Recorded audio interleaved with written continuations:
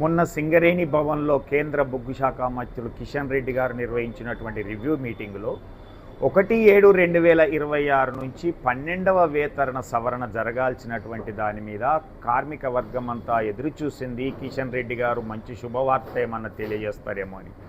ఎందుకంటే 4 నెలల ముందే ఈ వేతన కమిటీకి సంబంధించిన కమిటీని తయారు చేసి ఇచ్చేటువంటిది ఇప్పటి వరకు ఎందుకు ఇవ్వలేదు, దానికి కారణం ఏంటిది తెలియజేస్తారని ఆశించాం. త్వరలోనే కమిటీ వేస్తాము అని హామీ ఇస్తారేమని వేచి చూసింది. కానీ ఈరోజు మీరు ఎందుకు వేయలేకపోతున్నారో, మీ శాఖ ఆధ్వర్యంలో జరిగేటువంటి ఈ వేతన కమిటీని ఎందుకు వేయలేకపోతున్నారని సూటిగా ప్రశ్నిస్తుంది తెలంగాణ బొగ్గని కార్మిక సంఘం.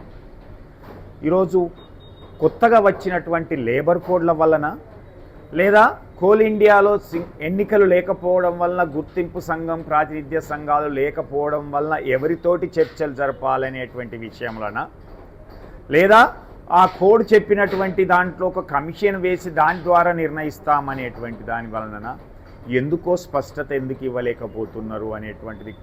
అలాగే ఈ 5 జాతీయ సంఘాలు కూడా మరి మీరు కూడా ఏమి స్పష్టత ఎందుకు ఇవ్వలేకపోతున్నారు? ఎన్నికలు లేవనా, ఎన్నికలు పెడితే మీరు ఓడిపోతారనా, ఒకరిద్దరు గెలుస్తారనా? మరి దీనిపైన మీ స్పష్టత ఏమి లేకుండా సింగరేణి యాజమాన్యానికి లెటర్ ఇస్తే సరిపోతుందా అని అడుగుతూ ఉన్నాం. ఈరోజు కేంద్ర బొగ్గు శాఖ మంత్రులపైన, కేంద్రం పైన ఈరోజు ఒత్తిడి పెంచాల్సినటువంటి సంఘాలు ఈరోజు నామమాత్రంగానే ఎవరి కోసం ప్రయత్నం చేస్తున్నది, ఎందుకోసం ఉన్నాయి అనేటువంటిది ప్రశ్నిస్తూ ఉంది తెలంగాణ బొగ్గని కార్మిక సంఘం.